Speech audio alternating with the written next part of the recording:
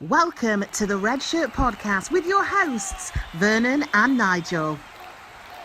The Red Shirt Podcast, by Reds, for Reds.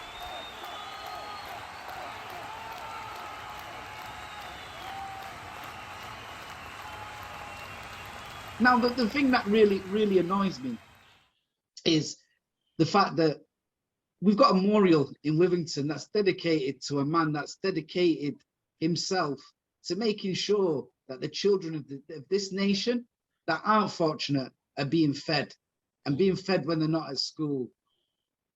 And when people daub that memorial to one of our heroes, one of our own, in Marcus Rashford, I think you need help. Mm-hmm. I seriously think you need help. Yeah. I think the very fact that you're a coward, because if he was there in front of you, you'd be shaking his hand and wanting a picture with him. Exactly. Yeah. The very fact that somebody that's not forgotten his roots, he knows where he's from, he's black, he's young, and he's proud, and you're doing that disgusts me. And it just shows me that, as per usual, all the little Englanders come out after this result. You know, I don't know if any of you have been to England internationals, but I've been to England internationals. I was there when Beckham got that last-minute equaliser in, and all the xenophobia comes out, all the racism comes out, and it can be quite an uncomfortable situation. It's just because of the love of football, you go back. You're right. Sorry, thanks. Just jumping there because you reminded me about, the whole Little England thing, Little England mentality, booing the opposition's national anthem.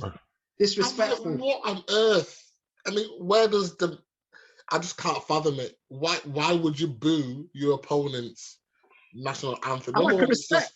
It's just a lack of respect. It's because you still believe, you still got you still got the empire complex. Why would you boo another nation's national anthem? What's it got to do with you?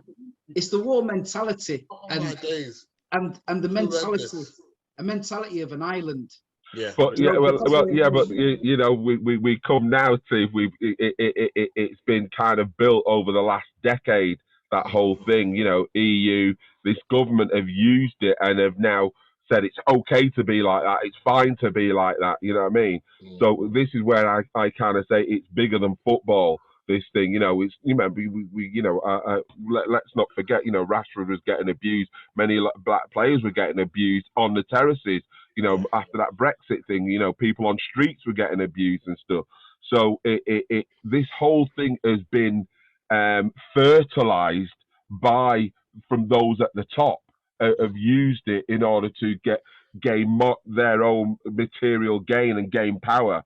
And, we see it manifest itself in its ugliness, last night, and I'm not having it. They can track these people down. Trust me. You know what I mean? They absolutely can. It's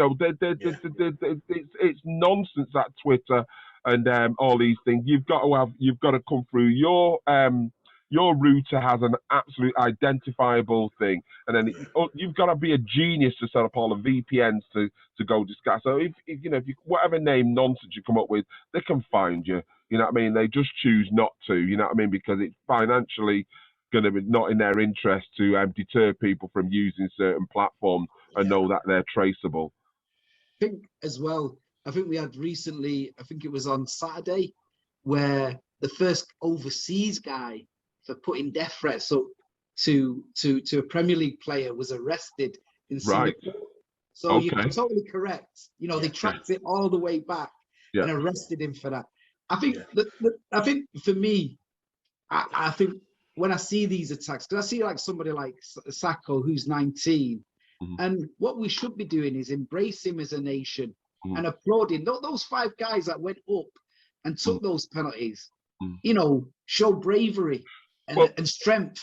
Yeah. Well, you saw Chiellini, you know what I mean? I think he in the penalty shootout, I think was it the other one, I think, that when all the team ran off to kind of celebrate them getting through in Italy, he embraced the person who missed the first penalty. That was the most important person for him. You know what I mean? And I thought, that's a captain. You know what I mean?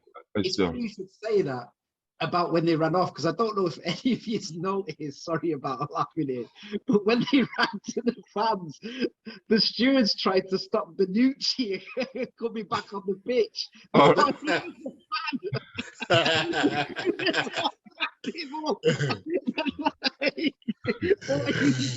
Invader, you know, like with his football boots on and like he's doing it.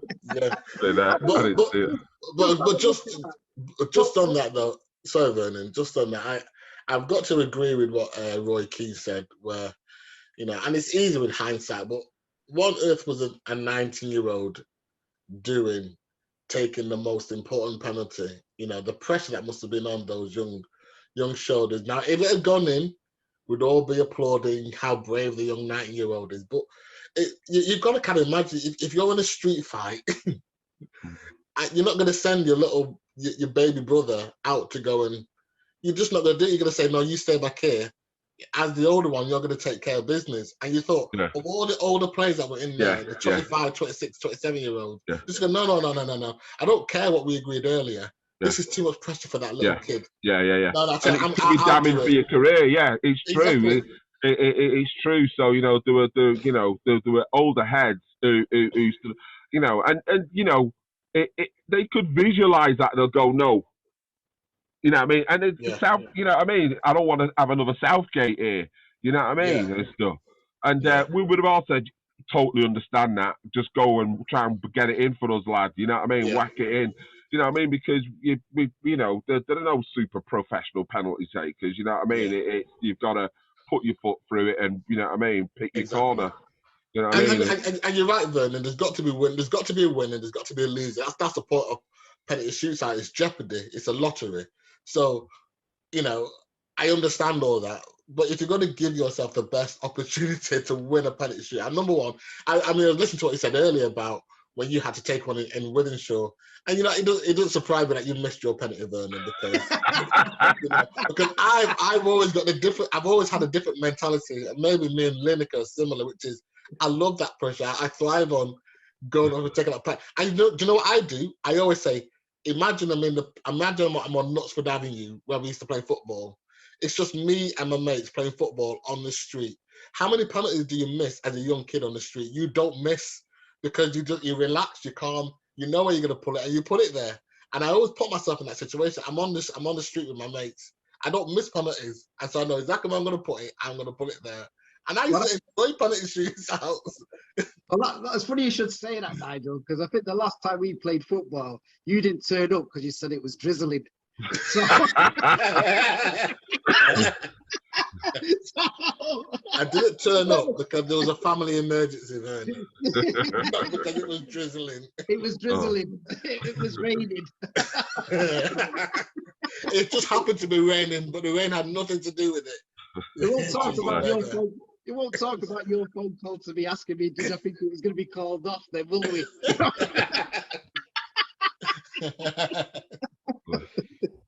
Why am I doing this podcast with you? I tell you. Why? But I mean, obviously, we're laughing, and to be honest with you, sometimes to overcome things, sometimes it's good to talk about them and laugh about them. But I mean, it's funny because, I mean, Anis, you'll remember when Viv Anderson received the bullet in the post when he first, got his first England cap. I mean, have we progressed from there, or is it still the same? I always say I think we progressed, and I think there'd be far more people who'd be absolutely horrified at something like that today than there was back then. You know what I mean? As such, I think the progression will be shown in how we get around those young men. You know what I mean? Who missed the penalty, to build them up.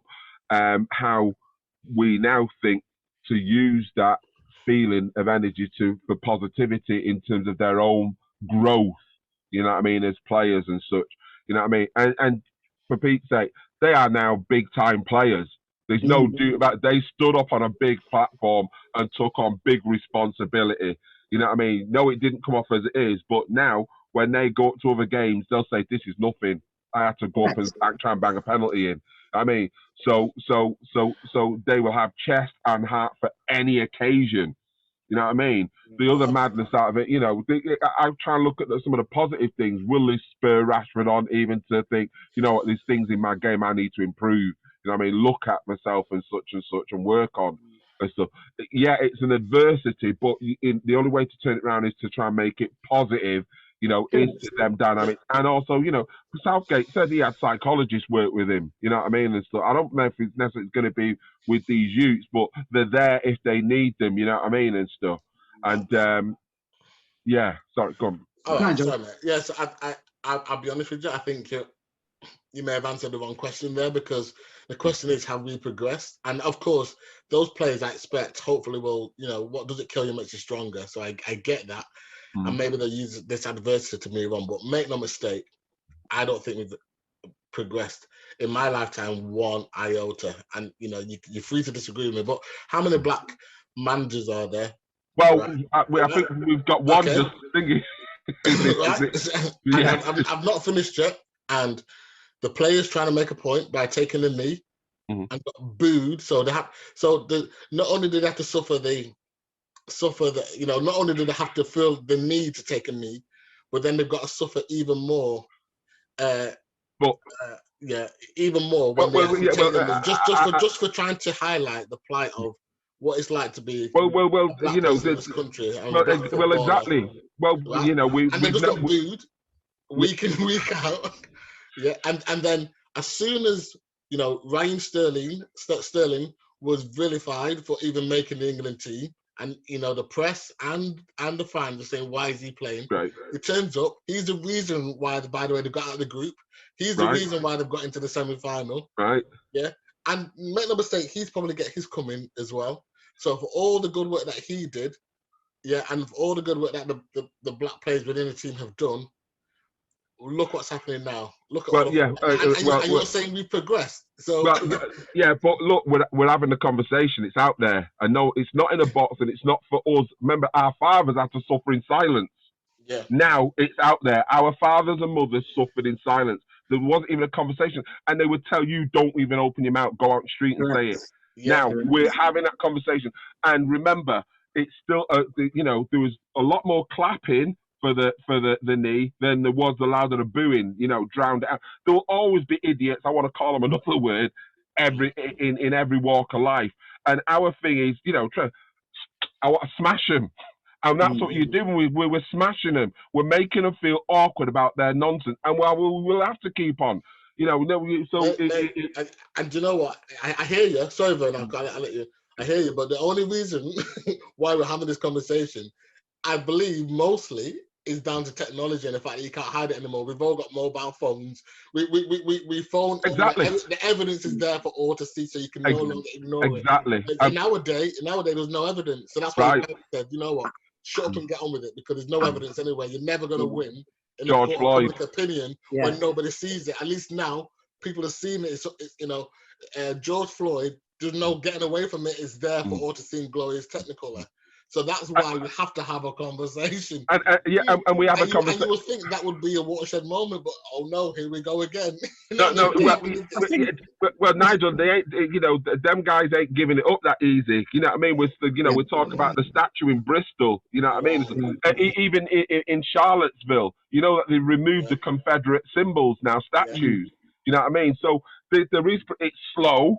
It's arduous. It's like walking through treacle, but it's getting there, and it's shutting them things down. You know what I mean? And you know what? Kind of the madness, and many of you have gone through it.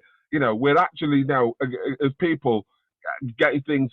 We're getting right.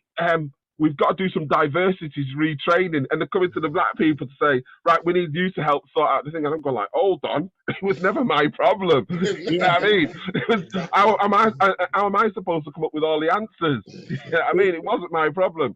So, but the thing is being dealt with. You know what I mean? Even from things in tennis, you know, with I can't remember the name. Osaka. Yeah, and you know, and all sorts, and the young girl kind of saying, "I'm not doing interviews." You know what I mean? And stuff. Yeah. So these it's media as well. I will go to it as the media is being controlled and used to create these diversions because like we've got 3 guys who've got enough money to go it in space on a jolly. Yeah. You know what I mean? The amount, waste that amount of money, you know what I mean, on a jolly and such and such. And yet we can't even sort our NHS out and such. So we have this football, which is a great distraction during the COVID, because it wasn't by chance they made sure that came back on, you know what I mean, and such, you know what I mean? But let's be minded that out of these things, conversations are being had which are making certain people feel very awkward. And also, Nigel, those who are, I kind of say, those who are, I would, if I was the press, I'd be going, if you're a fan and you say you're a fan of England, if you've got a guy who's booing next to you, it's either you turn out, I'd take a picture of him booing and I'd post it. You know what I mean? And it's up to the people in the ground to do it. You know what I mean? Not necessarily the stewards. It's up to the people who say, I'm a fan of football and I'm an anti-racist. So you don't allow them to get away with it. I think as well, we have progressed, because I mean, I've been going football for a long time, like you. And if I went like the very late sort of 70s and the early 80s, and I can remember, the National Front handing out leaflets with people going into football grounds. I mean, I've been to England games, like I said before, where the xenophobia and the racism is, it's so uncomfortable, palpable, and it's so distasteful, and you feel that you shouldn't be a part of it, and you think, well, why shouldn't I be a part of it? And then you look at like the game yesterday, you look in the stadium, and you see different diversities, people from different backgrounds. Black guys with the tops off, which you kind of think, what the hell, you know what I mean? You never see on a terrace, you know what I mean? Giving it large, you know what I mean? Exactly. And you look at sort of like, you got to remember that when our, mothers and fathers and that generation that came over, there was a disconnection from this nation, because, terraces, football terraces weren't a safe place for them to go. Do you know what I mean? Society wasn't a safe place to go. And the discussion now has been put on a platform, like you said, like radio stations, TV stations. I mean, when I was growing up, my parents just said to me, racism, you have to deal with it. You have to deal with it. You go into work, you've got to accept it. And I'm like, I'm not accepting it. And they were like, no, you've got to accept it, because that's their generation.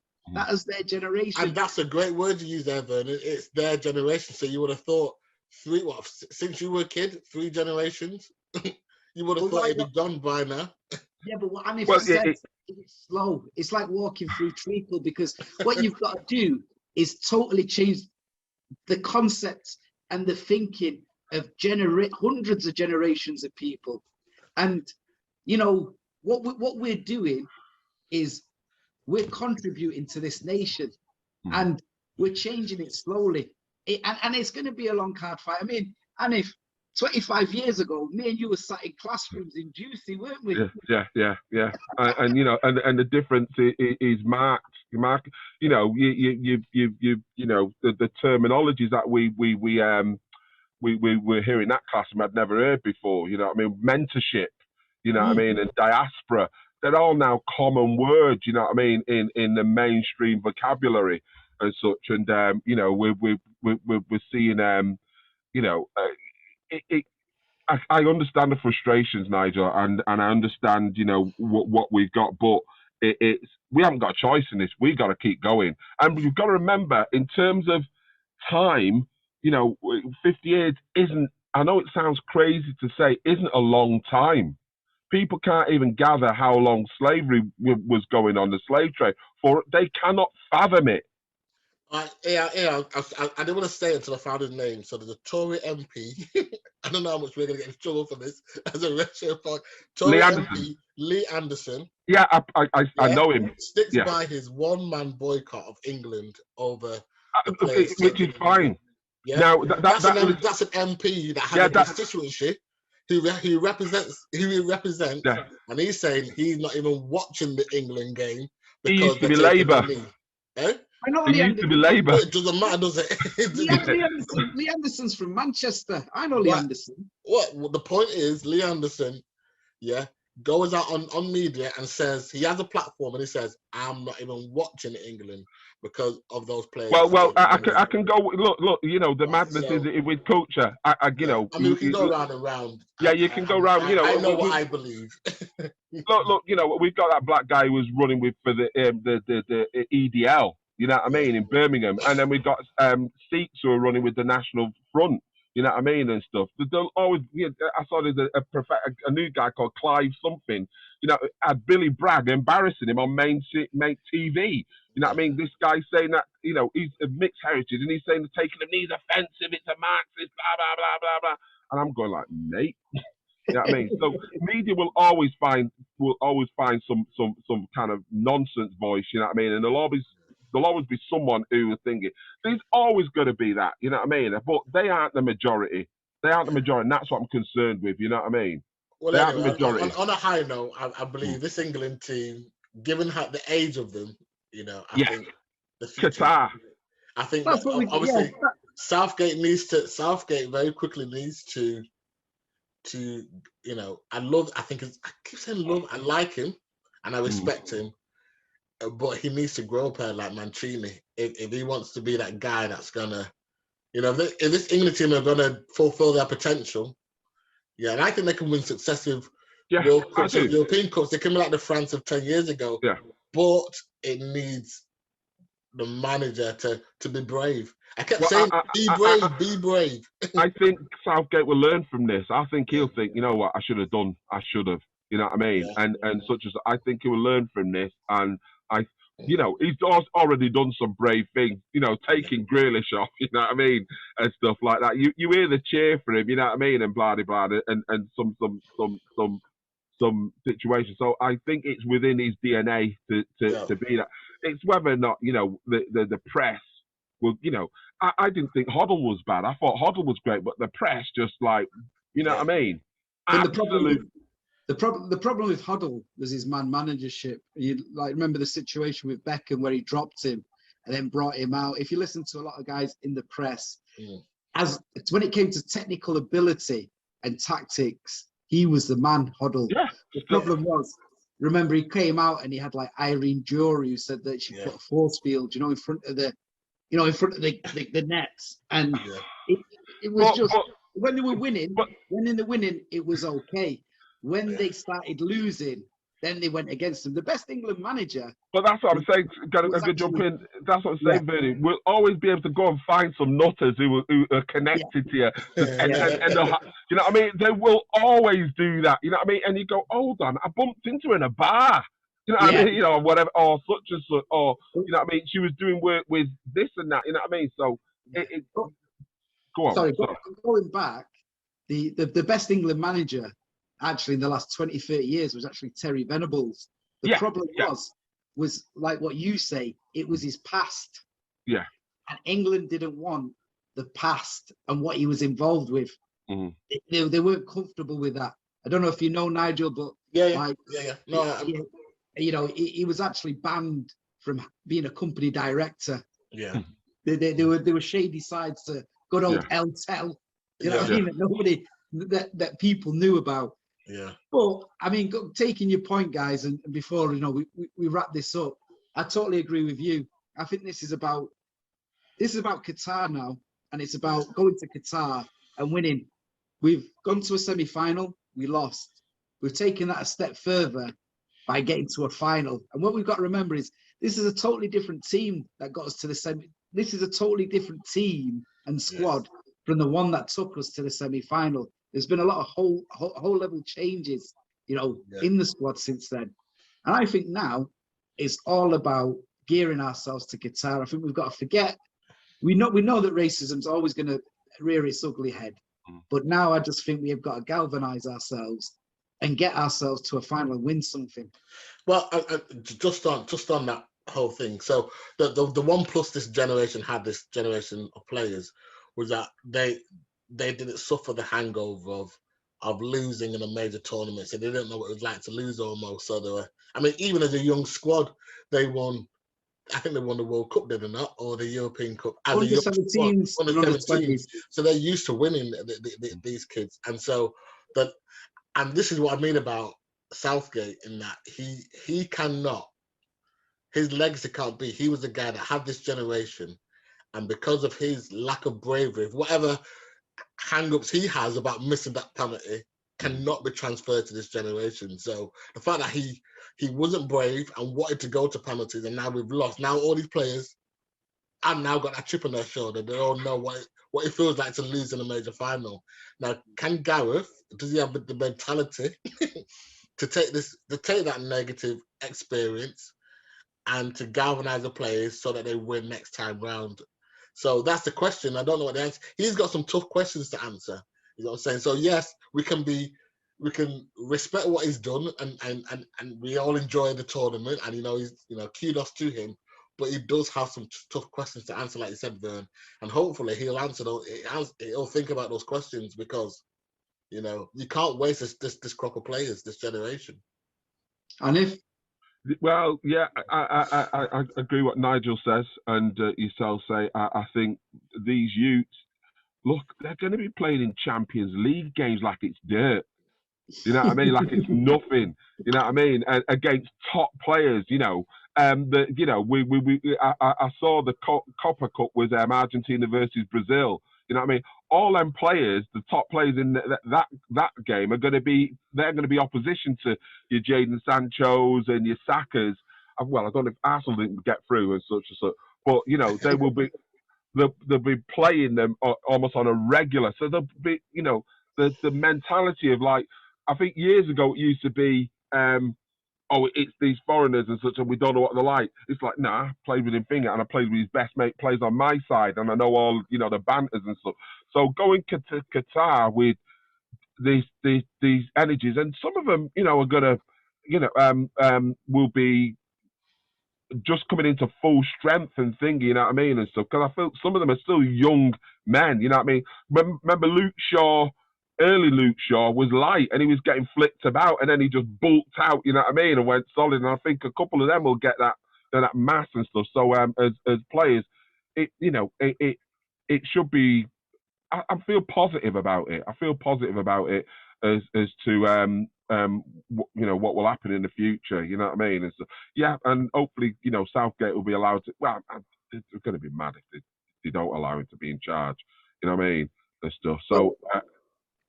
I think it'll be interesting, because what you'll probably find now is, because of he's seen him, he'll be seen as an innovative young coach, that club offers will come. Even teams like Real Madrid might even come knocking on the door. Barcelona. Yeah. Europe's elite might come knocking on the door, and it depends what he wants to do. He'll wait for the World Cup. He'll do the World Cup. He'll absolutely, provide if he's got the thing. And also, you tell me, because the way where it is are we going to have a much better run up into the World Cup, because it's in November, isn't it? Yeah, it's because of the heat in Qatar, yeah. And also all the stadiums are in Doha. Okay. So logistically, you're not going. Say, for instance, if you went back to like the World Cup in Brazil, you went from, say, Rio, and you flew to Manaus, and everybody that played a game in Manaus, because it was that far, they lost the following game. Right. The traveling was just so vast. So and it will be in winter, so the players will actually be in mid-season, so they won't be like tired. It's not at the end of the season, so you'll probably see a more invigorating tournament full of a lot more energy. Even though it's a sad day. And my message to the players that were racially abused, and anybody that's been racially abused out there, is be black and be proud. Yeah. Be black and be proud. And together, like me, Nigel, and I always do, we stand together. You guys stand together. And if anybody out there has suffered racist abuse and does need anybody to contact, we at the Red Shirt Podcast are available at any time if anybody needs to speak, and at any time. So, guys, please feel free, all girls, to contact us. Any of us. Nigel. And to any of those players, if you've had enough, there's always Jamaica. So, you won't get no racist abuse if you play for Jamaica, and you have a bad game. So, just bear that in mind. and for, Like I said for to the you England before, establishment, eh? Nigel, unfortunately, yeah, I think Rashford's from Barbados, Sancho's Trinidadian, and Sacco's African. But okay, with the exception of Sacco, Jamaica's the big island in the Caribbean. So I'm sure we can overlook the fact that they're all small islanders. That's an internal joke. until Cuba puts their team together properly. Yeah, exactly. Yeah, exactly. It's all about inclusivity, Nigel. Remember. Anyway, guys, thanks very much for coming together and sharing your time on, what is for the nation a pretty flat day. But I'm sure the journey that we've been on will all reflect, and we can agree that we've enjoyed it. So, Nigel and Anif, it's a big goodbye from me. And remember, keep safe, love football, and Nigel, keep the red flag flying. We love you, Rashford. And Sancho. Welcome, Sancho. Yeah. It's all about United boys now, man. I don't really care about anybody else. See you later, guys. Thanks very much. Bye-bye. Thanks. See ya. The Red Shirt Podcast, by Reds, for Reds. Don't forget to like, follow and subscribe to the Red Shirt Podcast.